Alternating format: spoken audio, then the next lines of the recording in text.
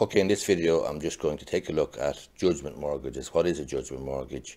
What is the impact of a judgment mortgage?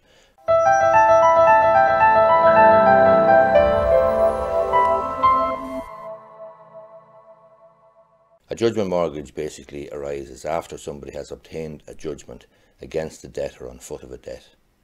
The judgment can then be registered as a judgment mortgage on property belonging to the debtor. So you basically go to the Property Registration Authority, you fill out the correct forms, you provide the necessary paperwork, and you register your judgment as a judgment mortgage on the property of the person who owes you the money. Even if this is a family home, and even if only one of the spouses owes you the money or has given rise to the debt, has created the debt, you can still get a judgment mortgage on a family home. The next step then down the line would be to go to the circuit court and seek an application called a well charging order. This is basically an order that states that your judgment mortgage is well charged on the property.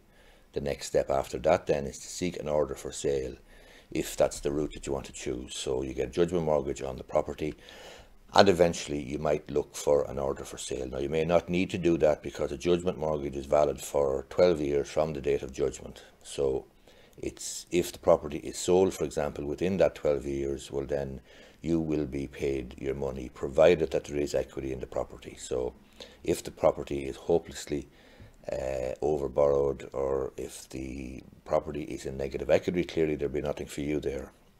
However, if the lender, the bank, the first charge holder is owed, say, 100 grand, and there's 200,000, the house is worth 200 grand, well clearly there's 100,000 there in equity, then you will take your place in the queue, and as a judgment mortgage holder you will have preferential treatment over unsecured creditors of that debtor. So it's worth doing if the person, the debtor, has a property and has some equity in the property, because many properties do change hands within 12 years.